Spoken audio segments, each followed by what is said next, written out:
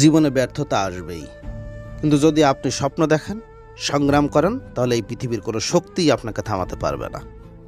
আর শোনাবে এমন একজন মানুষের গল্প, যিনি দারিদ্র্য, নিরক্ষরতা এবং অপমানকে পিছনে ফেলে হয়েছেন এক বিশাল দেশের রাষ্ট্রপতি। তার নাম Luiz Inacio Lula da Silva.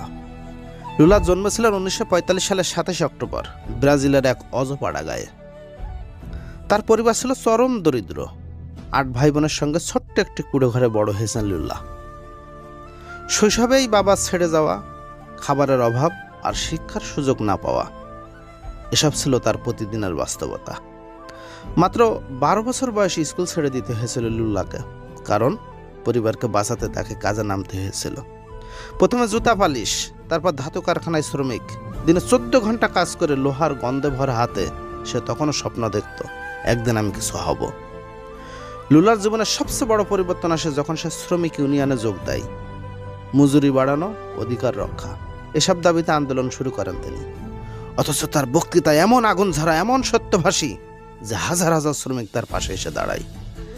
1980 সালে তিনি গড়ে তোলেন ব্রাজিলের ওয়ার্কার্স পার্টি, এক নতুন রাজনৈতিক দল, এক নতুন রাজনৈতিক দিগন্ত।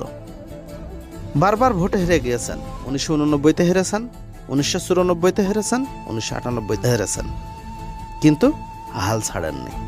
কারণ তিনি জানতেন, লড়ে যেতে পারলে জয় আসবেই। 2002 সালে অবশেষে বিজয়ের হাসি হাসেন লুলা। ইতিহাস সৃষ্টি করে তিনি হয়ে যান ব্রাজিলের প্রথম গরিব শ্রেণীর রাষ্ট্রপতি। দেশের দারিদ্র্য কমানোর জন্য চালু করেন বলসা ফ্যামিলিয়া প্রোগ্রাম, যা মিলিয়ন মানুষের জীবন বদলে দেয়। 2011 সাল পর্যন্ত তিনি রাষ্ট্রপতি ছিলেন এবং বিশ্বজুড়ে প্রশংসা কুড়িয়েছেন। কিন্তু জীবনের ধর্ম এক ধারায় চলে না।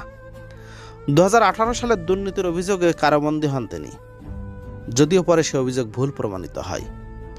কারাগারে বসেও তিনি হাল ছাড়েননি, পড়াশোনা করেন, লেখালেখি করেন, আবার স্বপ্ন দেখেন। অবশেষে 2023 সাল আবারও তিনি ফিরে আসেন তৃতীয়বারের মতো রাষ্ট্রপতি হয়ে। এই জয় ছিল শুধু একজন নেতার নয়, এটি ছিল সত্য, সাহস আর স্বপ্নের জয়। লুলা আমাদের শিখিয়ে দিয়েছেন, শিক্ষা না থাকলেও যদি চেষ্টা থাকে, হৃদয়ে বিশ্বাস থাকে, তাহলে কেউ আপনাকে থামাতে পারবে না। আপনিও পারবেন। কষ্ট হবে, সময় লাগবে, কিন্তু লুলার মতো যদি লড়ে যান, আপনি একদিন নিজের স্বপ্ন শিখরে পৌঁছাতে পারবেন। লুলার বিখ্যাত উক্তি, যেখানে কষ্ট সেখানেই সম্ভাবনা। গল্পটি যদি ভালো লাগে, অবশ্যই লাইক, শেয়ার, কমেন্ট করুন। ধন্যবাদ সবাইকে।